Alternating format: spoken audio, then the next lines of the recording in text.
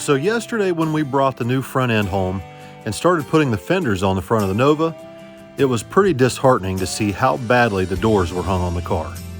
Now, this was a major setback because someone actually welded the hinges to the doors instead of just bolting them on. So this morning, Jeremy showed up here bright and early and began the process of cutting the hinges back off these brand new doors. Now it's going to be hard enough to save the doors, much less the hinges, but Jeremy pulled it off. The passenger side was done first, and by the time Jeremy got done, it looked magnificent. But the driver's side was much more difficult. The welds on the driver's side door penetrated all the way through the sheet metal. So in order to cut these things off, Jeremy literally had to cut holes in the door, which means the doors have to be re-welded, and then he had to use a tap to clean out the threads in the door plate. Once the hinges were all cleaned up, he installed them back on the door jamb, and we were ready to hang the door. We have to make sure that the door fits the door jambs and the rocker panel first. Once the door is where it needs to be, then we can set the gap on the front fender, which pulled the core support back into the fuel tank just a little bit. So Jeremy cut a little section out of the core support so that it would fit around the fuel tank, and it was finally time to shut the door and adjust the fender. And the driver's side ended up coming out almost as good as the passenger side, which was basically perfect. Seeing all this new sheet metal line up this nice is a huge relief, because we've never actually seen this car with a steel nose on it that actually lined up the way it should. Luckily, we had my old car out back to take measurements and compare off of, which made this job much easier. All right, guys, so we've just about got the front end straightened up pretty good. The doors and the fenders are lining up pretty good.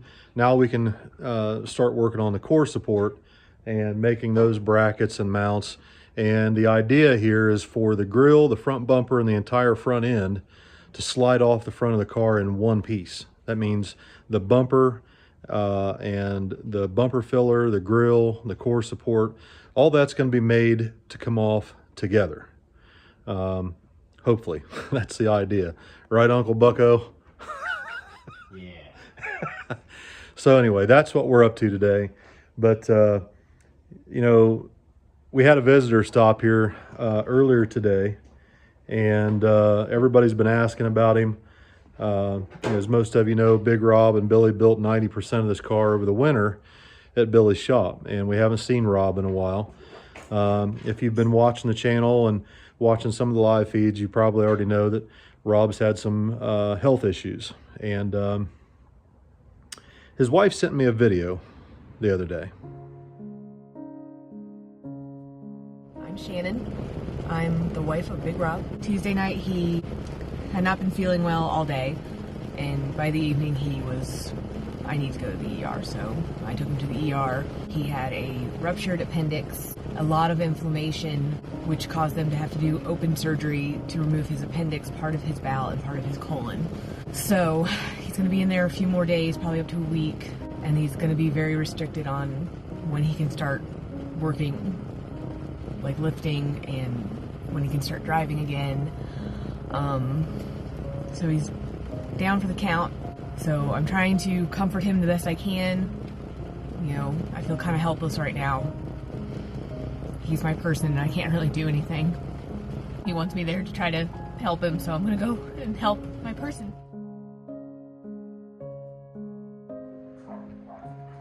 Damn! Uncle Rob! Today's joint custody, holiday weekend, he's yours. What's happening, man? It feels like it's been a month since we've seen Rob, but in YouTube years, it's only been about a week and a half. We've been wanting to go see Rob, but he hasn't been up to having visitors, and today was the first day he's actually been awake for more than a couple hours at a time. Let's see, Tuesday, he was throwing up, and I was mean to him. And then he told me he had to go to the ER, so I took him to the ER, and he was not doing well at all. He was in a lot of pain. So we finally got to surgery Thursday for a ruptured appendix that was supposed to be laparoscopic, supposed to be an hour. I get one phone call couldn't do it laparoscopic. They had to slice him from here to here, wide open. I'm like, okay, he's not gonna like that. I get a second phone call. They took part of his colon, they took part of his bowel, they, got the ruptured appendix. It ruptured right where they needed to staple the good tissue together, but there was no good tissue. Everything was inflamed, everything was damaged. So it should have been an hour, turned into 4. So we went Tuesday night. We didn't get to go home until Monday, so almost a week. A lot of pain, a lot of discomfort. Better every day. He's getting there. He misses everybody terribly. Yeah, we missed him too. That's why he's here today. He asked for a play date with his friends. I said, not a problem. I'll take you, get you out of the house, get you some fresh air, because he's sick of rotating between the bed and the recliners. Gotcha. Here we are. It was a complete surprise when Shannon and Rob pulled in the driveway today. Vicky wasn't here when they got here. She was out running errands and getting groceries for the weekend. But when she found out Rob and Shannon were here, she came home as quick as she could. And knowing how hard that Shannon has worked to help Rob, Vicky made sure she brought her a little gift when she came home. You know the struggle of taking care of a guy who doesn't feel good, and I feel for you. Thank you. You're welcome. There are some treats in there for him too, but most of it's for you. Should I open it now? No, you can just open it later. Okay. I know it's been killing Rob to be away from the shop, but hopefully tomorrow he'll feel up to coming up to Pacemakers and at least hanging out with us for a few hours. And speaking of tomorrow at Pacemakers, we really need to fire up the S10 and the Falcon to make sure the batteries are up, oil pressure's good, and go over everything real close before we head north to Mount Vernon tomorrow morning. I know that the Falcon has more weight in it than it needs for a front side no prep. So I think Billy's going to unload the Falcon and take the weight bars out of it and go over the S10 real close. And at the very least, we probably need to check the anti-roll bars. While Billy's working on that, I had him pull the truck and trailer out along the side of the house so I could clean it up real quick. Plus, my Malibu needs a bath once I get done with the Dodge. And even though I don't plan on racing the Malibu at Pacemakers tomorrow, I'll have it with me in the trailer because I plan on leaving Pacemakers and going straight to trails Sunday morning to bracket race it in sportsman class.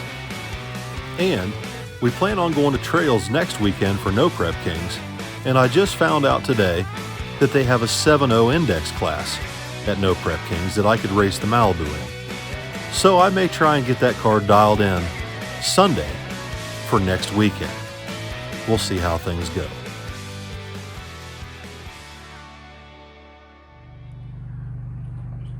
Yeah. You did a good job today. I made sure I did some hillbilliness so you'll be happy. You did? Not really, but if it makes you feel better. If it makes me feel better? Yeah. It'd make me feel better if you'd speak up so everybody can hear what you're saying. But maybe it's a good thing they can't hear what you're saying. Probably. He was awfully grumpy today, isn't he? Who? You. Me? Yeah, you're grumpy. No, not really. He's pretty fucked up. He sat on a pine cone. So what all do you have left to do? About a million things. We got to It's figure looking a lot out. better though. It is looking a lot better. It looks so much better. We got some bracketry to make up here to stabilize the front fenders. Some bracketry back to hold the outer part of the lower fender, back fender. Right. And then I got to make the portion of the fender that I cut off. I have to cut a pattern out of it and try to loop it and then permanently attach it to the body. Right. So when you take the nose off, the lower part of the fender stays Right. around the exhaust exits. And one thing that's important is that these fenders have to be braced so that the fender is up where it's supposed to be and not sagging. Because if the fender sags, it makes this chrome trim go uphill, and it looks terrible because the hood chrome is level, and then if the side chrome goes downhill, it just looks like the fenders are falling off. You see it? Brace it from this bar. Yeah, we can brace it from down there to hold that fender up. I got that front end mounting kit from Tim McCanus that I ordered. Nice. So it's got squares and a bunch of tubing, so we can make some bracing. That's good. Because I always hate to see Novas with the front fenders sagging on the outside edges because the trim doesn't line up right and it doesn't look good. common thing with these cars. Just, I'm picky sometimes about some things. Right. Definitely not oil changes, maintenance, running your tile right. Haircuts? That's Vicky's department. I have no idea what you do for that. Who takes care of your department on haircuts? Nobody when I have no time. Shaggy McSlim. If it ain't you or Dad or Joe's mad at me now because I couldn't race over there for something. Perfect. Yeah. Well, thank you, because this thing looks amazing compared to what it did yesterday when we started putting this thing together. Yeah, I was a little worried with the doors. I was too. I didn't know how that was gonna pan Yeah, out. Robbie didn't weld those on the doors. That was already done when Billy bought the car. Somebody else did that. But you can't really do that without fenders and a nose on it. They definitely didn't have the fenders or nose on it. Yeah.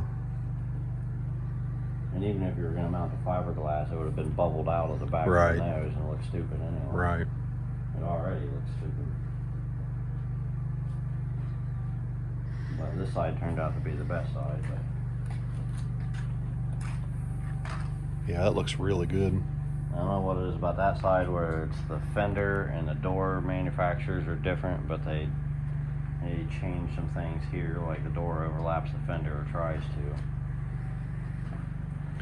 Well, I mean, it is a race car. It's not a show car. Yeah, I know. It just bothers me in certain things. It'll be all right. That looks pretty good from here.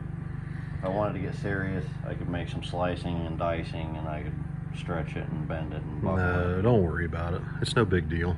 Stick it back together and then grind it down and fill a little bit of filler, and you never know. But it'd take about another 8 hours worth of work just to straighten that gap up. It's all right. We're not worried about it. It's probably gonna twist and everything else. So No. Better not twist. All right, guys, so we're just about ready to load everything up.